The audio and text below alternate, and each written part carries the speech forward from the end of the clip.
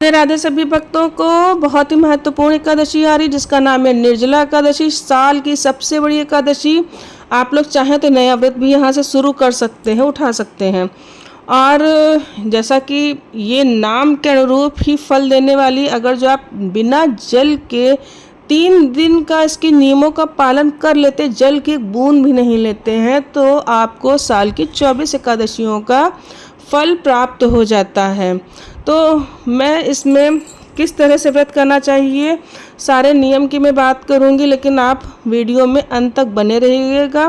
पूरा जब देखेंगे तभी समझ में आएगा, छोड़ देंगे वीडियो तो समझ में कुछ भी नहीं आएगा। और चैनल को अवश्य सब्सक्राइब करिएगा अगर जो आपको समझ में आए वीडियो तो। देखिए फ्रेंड्स, जैसा कि आप लोगों को पता है गर्मी बहुत ज़्यादा पड़ रही है, तो 2 दिन का व्रत नहीं रखा जा सकता। दोनों दिन की एकादशी मान्य है। 6 तारीख को दशमी से युक्त नहीं मानी जाए, क्योंकि 2:16 पर 6 तारीख को शुक्रवार को एकादशी प्राप्त हो रही है हमको, और ये जो है पूरे दिन की रहने वाली है। तो आप इस दिन भी व्रत रख सकते हैं। दूसरी बात, अरुणोदय काल में 7 जून को दिन शनिवार को एकादशी हमको मिल रही है। ब्रह्मवट पुराण में कहा गया है कि यदि अरुणोदय काल में एकादशी का स्पर्श द्वादशी तिथि से हो रहा है, तो आप जो है इस दिन अगर जो व्रत रखते हैं, इस एकादशी का व्रत रखते हैं, तो 100 यज्ञों के बराबर आपको फल प्राप्त होगा, क्योंकि द्वादशी तिथि में स्वयं भगवान विष्णु स्थित होते हैं। तो कहने का मतलब है कि हमारे लिए सबसे ज़्यादा लाभकारी कौन सा दिन और कौन सी तिथि रहेगी, तो मैं बात करूं 7 जून, क्योंकि हमको ज़्यादा से ज़्यादा पुण्य मिलेगा अगर जो हम 7 तारीख वाली रखते हैं। बाकी आपकी अपनी विवेक, अपनी इच्छा पर जैसा आपको ठीक लगे आप वैसा करिए, क्योंकि गर्मी ज़्यादा पड़ रही है तो 2 दिन रहना तो मुश्किल है। और पारण की अगर जो मैं बात करूं, तो जो 6 जून को जो एकादशी का व्रत रखेंगे, वो 7 जून को जब पारण करेंगे तो करीब 1 बज जाएगा, क्योंकि हरिवासर जो है इस दिन देर में समाप्त हो रहा। जब तक ये समाप्त नहीं हो सकता आप पारण नहीं कर सकते हैं। तो आपका 1.5 दिन का व्रत हो जाएगा। फिर आप 1 दिन पहले निर्जला व्रत रखे होगे, अगले दिन आप देर से पारण करोगे, तो आप लोग देख लीजिए अगर जो आपकी सेहत इसका इजाज़त दे रहा है तो बेशक आप 6 जून की रखिए। वो भी एकादशी बहुत ही पुण्यदायी है, कोई दिक्कत की बात नहीं है, आप चाहो तो वो रख सकते हो। लेकिन अगर जब मैं अपनी बात करूं, मैं 7 जून को ही एकादशी का व्रत रखूंगी, क्योंकि शास्त्रों में पद्म पुराण, ब्रह्मवैवर्त पुराण, स्कंद पुराण और नारद पुराण में आज्ञा जैसी दी गई है, मैं वैसा ही करूंगी। मैं 7 जून का ही व्रत रखूंगी। और इस दिन बहुत अच्छे अच्छे योग मिल रहे हैं, जो कि हमें 6 तारीख को नहीं मिल रहे। कुछ एकादशियों में जैसा कि होता है कि नक्षत्रों का बहुत देखा जाता है, जैसे जन्माष्टमी में रोहिणी नक्षत्र होना चाहिए, उसका विशेष फल होता है। और जैसे एकादशी में बताया गया पुराणों में, एक तो चित्रा नक्षत्र हो तो बहुत अच्छा होता है, पुण्यदायी होती है। स्वाति नक्षत्र हो तो हमको ये योग मिल रहे हैं, तो इसीलिए मैं 7 जून को ही व्रत रखूँगी। और मैं आप लोगों को भी सलाह यही दूंगी, 7 जून को व्रत रखें। और इस एकादशी का तो इतना ज़्यादा महत्व है कि मैंने कहीं पे पढ़ा है, मुझे ये याद नहीं मैंने कहाँ पढ़ा है, कि जो निर्जला एकादशी का व्रत रखता है वो अपने से पहले की 100 पीढ़ियों का उद्धार कर देता है, और अपने आने वाली 100 पीढ़ियों का उद्धार कर देता है। 100 पीढ़ियों का सोचिए, 200 पीढ़ियों का भला होता है। तो इतना ज़्यादा इस एकादशी का महत्व है। अब बात करते हैं जो लोग बीमार हैं, जो लोग दवाइयाँ लेते हैं, उनका भी मन करता है कि हम भी व्रत रहें, लेकिन वो निर्जल नहीं रह सकते। कोई चिंता करने की बात नहीं है, प्रभु से कहिए, उनसे विनती करिए कि हम मानसिक रूप से निर्जला का व्रत निर्जल ही हैं। आप दवाई खाकर व्रत रखिए, बेशक दवाई खाइए और फलाहार करिए, दूध ले लीजिए, लेकिन व्रत आप लोग अवश्य रखिए। जैसे रख पाए वैसे रखिए। मैं बुजुर्गों की बात कर रही हूँ, जो रोगी व्यक्ति मैं उनकी बात कर रही हूँ। जो स्वस्थ व्यक्ति हैं उनको निर्जल ही रहना चाहिए, ठीक है। तो आप प्रभु से कह दीजिए कि मैं मानसिक रूप से निर्जल व्रत हूँ, मुझे दोष ना लगे दवाई लेने का, जल फल दूध लेने का। तो आप इस तरीके से भी, ये भी तरीका होता है व्रत रहने का, आप इस तरीके से भी व्रत को कर सकते हैं। अब बात आती है कि संकल्प की। देखिए, संकल्प अवश्य लेना चाहिए, बिना संकल्प के कोई व्रत पूरा नहीं होता।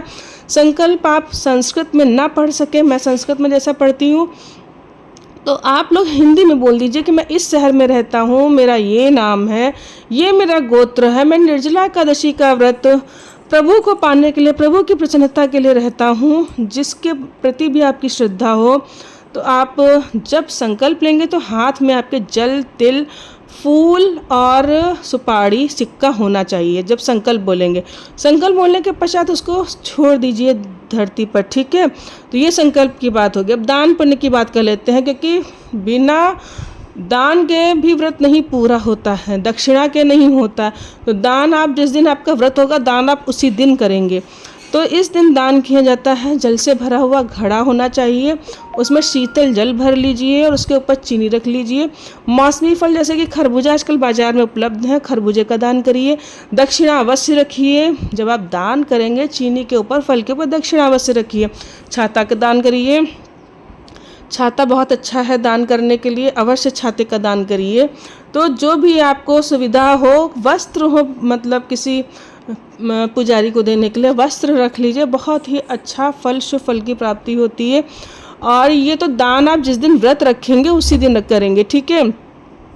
अब बात करते हैं कि जब भोजन कराने की, आप भले ही 12 एकादशी, जो साल की, माफ़ करिएगा, जो एकादशी होती है उस दिन भोजन नहीं करा पाते ब्राह्मण को, जैसे कि मुझे ब्राह्मण नहीं मिल पाता है, तो मैं जो निर्जला एकादशी का व्रत रखती हूँ, मैं उस दिन भोजन अवश्य कराती हूँ। कैसे भी कराऊँ, मैं भोजन अवश्य ब्राह्मण को कराती हूँ। तो इस दिन आपको भोजन अवश्य कराना चाहिए, फिर उनको भी दक्षिणा दीजिए, जैसी भी आपकी श्रद्धा हो। ही आप साल की सभी एकादशियों में ब्रह्म मुहूर्त में ना उठते हो, लेकिन निर्जला एकादशी वाले दिन आपको ब्रह्म मुहूर्त में ही निद्रा का त्याग कर देना चाहिए।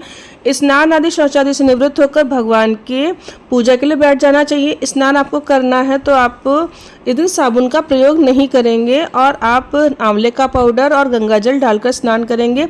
एक दिन साबुन नहीं लगाएंगे तो कोई बहुत विशेष फर्क नहीं पड़ता। टूथपेस्ट नहीं करेंगे, हमको नहीं पता उसमें क्या क्या पड़ा होता है, नमक भी पड़ा होता है, नमक का कण अगर बॉडी में चला गया तो वो भी दिक्कत होगी, फिर फल नहीं मिलेगा पूरा व्रत का। और आप मार्केट से एक नया ब्रश ले, उससे आप अपने दांत साफ कर लीजिए, कोई दिक्कत नहीं, उससे कर लीजिए, ठीक है। और अगर मैं जागरण की मैं बात करूं तो बहुत ज़्यादा महत्व है जागरण का। अगर जो मैं जागरण की बात बताने लग जाऊंगी तो मुझे 1 घंटे की वीडियो बनानी पड़ेगी, इतना ज़्यादा स्कंद पुराण में लिखा हुआ है। घी के दीपक जलाइए शाम को और कम से कम रात के 12 बजे तक जागरण करिए। नहीं जागरण कर सकते हैं तो भगवान के मंत्र का जाप करिए, गुरु के मंत्र का जाप करिए। घी का दीपक जलता ही रहना चाहिए। और आप मैं क्या बताऊं क्या क्या स्कंद पुराण में दिया हुआ, बहुत कुछ लिखा है जागरण के बारे में। नहीं हो सकता है, नहीं जाप कर सकते हैं, बच्चों को बिठा लीजिए, भजन गा लीजिए, ओम नमः भगवते वासुदेवाय मंत्र जप कर लीजिए, ओम क्लीम कृष्णाय नमः मंत्र जप कर लीजिए। और मोबाइल पर भजन न सुन के खुद भजन गाइए, खुद भगवान की भक्ति में खो जाइए, तो आपको प्यास नहीं लगेगी। प्यास सता रही है क्योंकि रात में प्यास सताती है, अवश्य सताती है।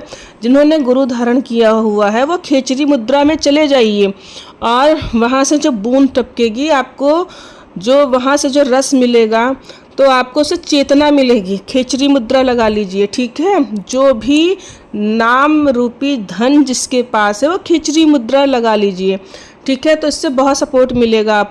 चाहे निर्जला एकादशी हो या साल की कोई भी एकादशी हो, इस दिन कम बोलना चाहिए, ज़्यादा से ज़्यादा भगवान नाम जप करना चाहिए। पापी लोगों से, झूठ बोलने वाले लोगों से दूर रहना चाहिए, इनसे बात नहीं करनी चाहिए, चुगली नहीं करनी चाहिए।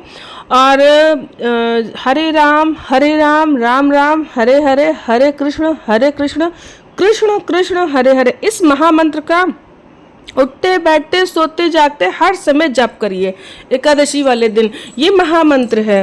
कृष्णा नहीं कहना है, ये ध्यान रखिए, कृष्ण कहना। कृष्णा कहेंगे द्रौपदी का नाम हो जाएगा, कृष्ण कहना है, ठीक है। राम रामित रामित रमे रामे मनोरमे सहस्राम तत्तुल्यम राम नाम वरान्य, इसका जाप करिए।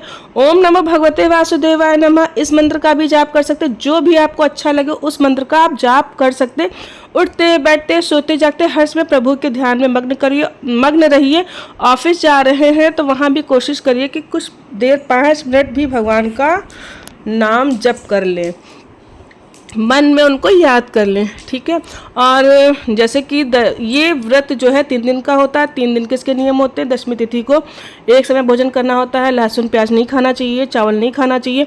और द्वादशी तिथि को भी एक समय ही भोजन किया जाता है, लहसुन प्याज नहीं खाया। लेकिन जो लोग भी 7 तारीख को व्रत रखेंगे वो 5 तारीख से नियमों का पालन करेंगे। जो 6 तारीख को जो व्रत रखेंगे उनको 4 तारीख को ही कोशिश करिए, 4 तारीख से ही प्याज लहसुन चावल नहीं खाना, मसूर की दाल नहीं खानी है, दूसरे का अन्न नहीं खाना है। थोड़ा सा व्रत के नियमों का पालन कर लीजिए। 3 दिन का नियम करके देखिए आपको कितना अच्छा लगेगा, कितने पॉजिटिव रिजल्ट की प्राप्ति होगी, भगवत कृपा की प्राप्ति की अनुभूति आपको होगी। तो उम्मीद करती हूँ कि अगर जो आपको वीडियो समझ में आई हो तो चैनल के साथ अवश्य जुड़िएगा। तो व्रत कब रहना है? 7 तारीख को रहना है। मेरा 7 तारीख को है। राधे राधे सभी भक्तजनों।